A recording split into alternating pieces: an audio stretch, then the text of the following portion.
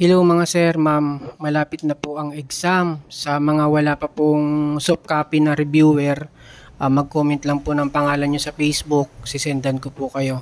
At doon naman sa mga nasendan ko na, review na po kayo. So baling ngayon, bibigyan ko kayo ng mga natatandaan kong in-exam. At saka nag-backread ako sa GC namin. Yung may mga top notcher doon.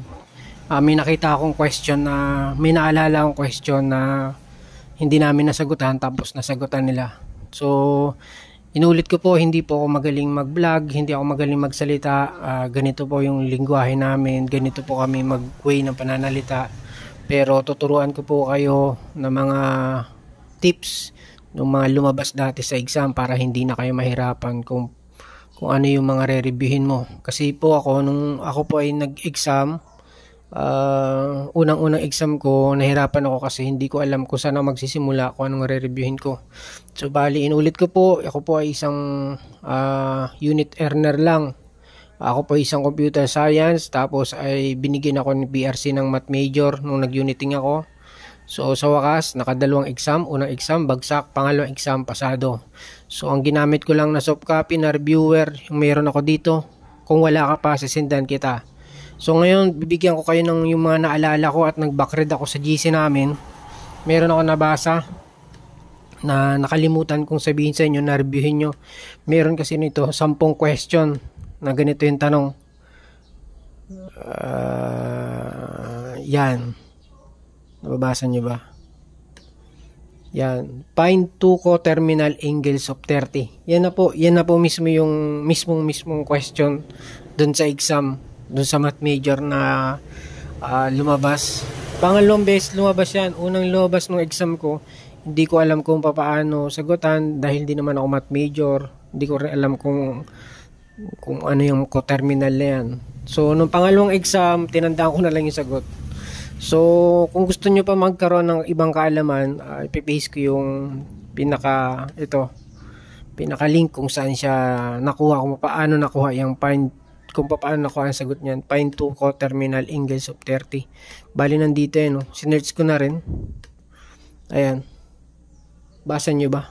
Ayan. Makikita nyo naman dyan. Ipipaste ko yung link dun sa comment section. Tapos puntahan nyo na lang. Nandun yung kung paano sagutan. Kung paano makuha yung question na yun. Ayan yung find two coterminal. Bali yan ay natatandaan ko yan. Kasi pinag-awayan nila yan. Paglabas namin sa room, marami nag-chat. Paano nyo nakuha itong ganito? Find two coterminal.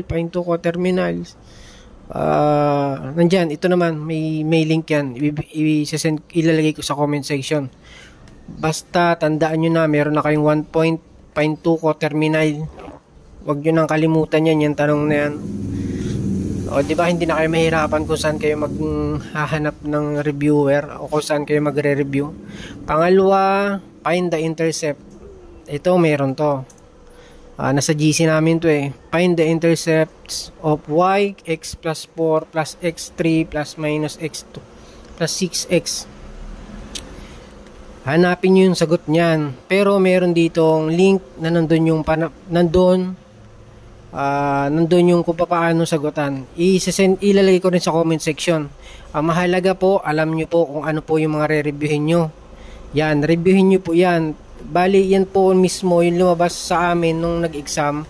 So, hindi ko alam kung ganyan pa rin yung lalabas sa inyo. Pero mas maganda na aralin nyo po kung paano kinukuha yung find the intercept of y. So, madali na po kayo makakapag-review dahil alam nyo na po yung mga dapat na reviewin. At saka, ano nga po pala, baka gusto nyo po ng calculator, ganito. Meron akong isang calculator. Labis yung pagkakabil ko dati. Baka gusto nyo bilhin. Kung gusto nyo lang po, ganitong calculator. Tsaka dapat ganitong calculator ginagamit nyo. At saka bago ko po matapos tong video na to, baka kung maririnig nyo tong salita ko, comment nyo naman yung pangalan nyo para babalikan ko. Comment nyo yung ganito po. Comment nyo yung pangalan nyo. Halimbawa ay Marie, tapos comma, LPT. Comment nyo yung ganyan sa comment section. Tapos babalikan ko yan pagkatapos ng exam. At titingnan ko kung sino yung mga nakapasa. Ganyan po. Marie, LPT. Pangalan nyo, Marie Santiago LPT. Comment nyo sa comment section pag napanood nyo tong video ko na to. Kasi babalikan ko to pagkatapos ng exam at titingnan ko kung sino mga nakapasa sa inyo.